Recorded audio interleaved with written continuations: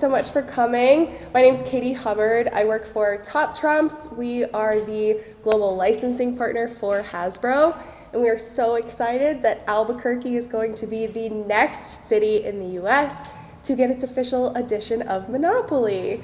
So very exciting. Yeah, so essentially Hasbro likes to go to cities that have a lot of community pride.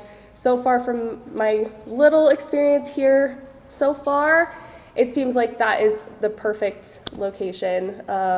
You guys are just booming with community pride, so that's really exciting. Culture, heritage, diversity, so much going on here. So we're really excited to kind of bring this to life. But of course, we want to hear community input. I never want you guys to think, you know, someone from Dallas put this together for us. No, no, no, no, no.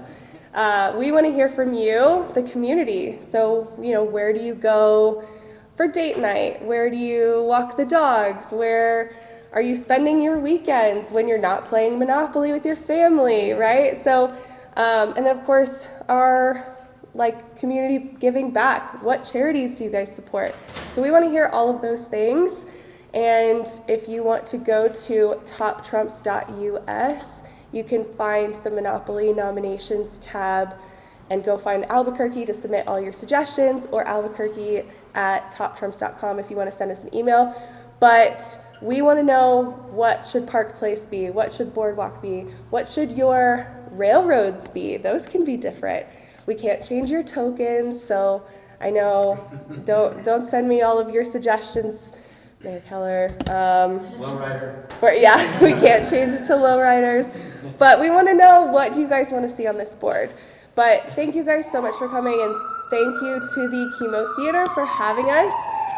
But Mr. Monopoly always kicks up a big stir. But before we bring him out, I do want to introduce Mayor Tim Keller. Thank you so much. All right. Well, this is just a super fun occasion for the city of Albuquerque. And, you know, most folks are familiar with Monopoly. It's a game that has stayed true to why it's fun and an awesome board game. But as folks know, over time, it's morphed into sort of localized and specialized versions. You know, we do know there is a non-licensed product called Albuquerque-opoly. I only mention that to share that this is our opportunity to actually have the full-fledged licensed Monopoly be tailored to Albuquerque, and we get to do it together. And so that is what is so cool about this. And as much as we want to change even the houses to little Pueblo houses, anyway, it's another New Mexico thing, but here's what we get to do. So it's not only picking, sort of what the squares should be, because we know too that actually they can be museums and they can be different, cultural stops like the Chemo Theater. And so all of that is now incorporated into the modern Monopoly. And so we want everyone to put in what they think, different parts should be. And of course, she mentioned those railroad squares and things like that. All of that is a really important way that we can also tell our story. Imagine playing Monopoly, the Albuquerque version, literally here with your family, and seeing it's sort of like a board game version of watching one of our amazing movies on screen that is filmed in Albuquerque.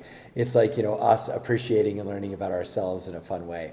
And so this is going to be great, but of course also for folks from outside, there are, believe it or not, thousands and thousands, if not millions of people who play who play Monopoly versions in different places when they go, either to visit or just because they're curious. It's like a whole thing. If you go on the internet, people who collect all the different Monopolies and all of these things. So this is also a fun way to also support tourism and celebrating our city.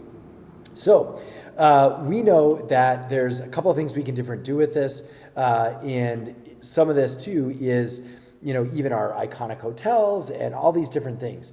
But I think it's important to create a little space for the real person behind the whole game. So we are joined with a special guest who's never been to Albuquerque before, at least in Monopoly lore. And so we want to bring out Mr. Monopoly himself. Please welcome Mr. Monopoly. He's got a large head. A little tall. There he is, looking good. Wow. much taller in person than I ever would have imagined. We should watch your head right there.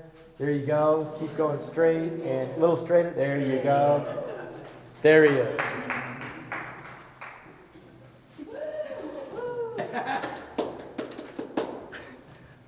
All right, thank you, Mayor Keller. Yeah, as he was saying, we're so excited to bring Mr. Monopoly here and really showcase all the things you guys love about Albuquerque on the world's biggest gaming brand. So what does that look like to you? What kind of storytelling does that look like to you guys? Not just for the locals to celebrate. I mean, my family plays Monopoly every holiday season, so if that's y'all too, or unless, you're playing it every weekend, you get to celebrate those places that you actually physically go to rather than these random streets in Atlantic City of New Jersey. So that's really exciting, and yeah, we want to be able to have something really unique for those tourists that are coming in to take home with them. So please send in your suggestions of what you think some of those key places are and what that looks like to you and what your Albuquerque Monopoly should look like. Again, go to our website, toptrumps.us, find Albuquerque in the Monopoly nominations tab, or send us an email at albuquerque@toptrumps.com. But again, thank you guys so much for coming. Thank you, Kima Theater. Thank you, Mayor Keller. Okay, I have more too. Oh my gosh, Sorry, yes, please. So because the important thing is we wanted to get people thinking about different things we could do. So the team came up with a few suggestions, which we will later submit. But for example, we do have these obvious iconic properties like our tramways, got to probably be on there, the Balloon Fiesta Park. But then we have places where we actually engage, like Jack Candelaria Boxing Gym, which is the home of all these championship fighters we've got. And of course the game cards. So this is where you can really get creative. Remember, there's a chance card, and then there's community chest, something like that. Did I get it right? Oh yeah. Yeah.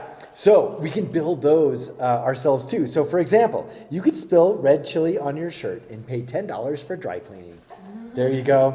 And we have NDIs performing at the Highland Theater, so you got to pay $50 for a front row seat. You could win the green chili cheeseburger competition and get $100. You could also get hit with one of our automated speed enforcement speeding cameras and $100.